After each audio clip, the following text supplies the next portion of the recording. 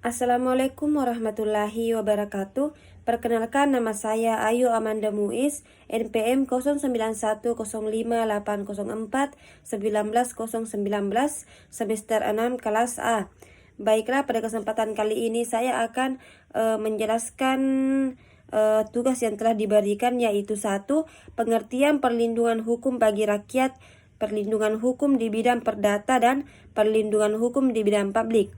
Adapun yang kedua yaitu menjelaskan tata urutan peraturan perundang-undangan, pembuatan naskah akademik, proses perumusan kebijakan, dan legal drafting. Baiklah, langsung saja. Perlindungan hukum bagi rakyat artinya dengan segala upaya pemerintah untuk menjamin adanya kepastian hukum untuk memberi perlindungan kepada warga negara agar haknya sebagai seorang warga negara tidak dilanggar, dan bagi yang melanggar akan dapat dikenakan sanksi sesuai peraturan yang ada.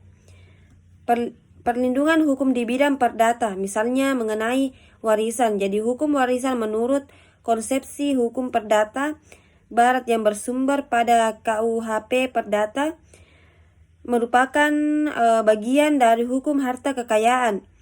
Oleh karena itu, hanyalah hak dan kewajiban yang berwujud harta kekayaan yang merupakan warisan yang akan diwariskan. Hak dan kewajiban dalam hukum publik, hak dan kewajiban yang timbul dari kesusilaan dan kesopanan tidak akan diwariskan. Demikian pula halnya dengan hak dan kewajiban yang timbul dari hubungan hukum keluarga, ini juga dapat diwariskan. Perlindungan hukum dalam bidang publik mengartikan bahwa adanya tindakan hukum pemerintah berdasarkan hukum publik. Tindakan hukum pemerintah adalah tindakan-tindakan yang berdasarkan sifatnya menimbulkan akibat hukum. Karakteristik paling penting dari tindakan hukum yang dilakukan oleh pemerintah adalah keputusan-keputusan pemerintah yang bersifat sepihak.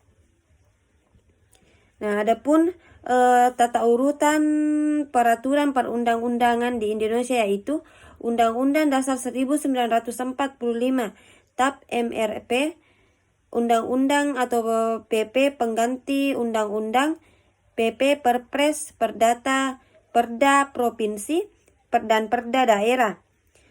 Adapun naskah akademik sebagai bagian yang tak terpisahkan dari sebuah perbuatan peraturan perundang-undangan di daerah tidak harus dibuat oleh perguruan tinggi. Naskah akademik adalah naskah yang dapat dipertanggungjawabkan secara ilmiah mengenai konsepsi yang berisi latar belakang, tujuan penyusunan, sasaran yang ingin diwujudkan, dan lingkup jangkauan objek atau arah pengaturan rancangan perundang-undangan.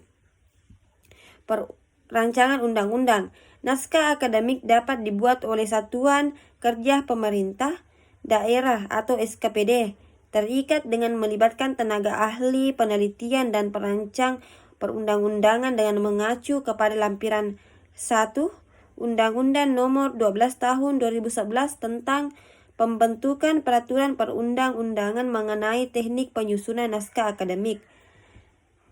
Adapun tahap dalam penyusunan kebijakan publik, yakni tahap penyusunan agenda para pejabat yang dipilih dan diangkat menempatkan masalah pada agenda publik.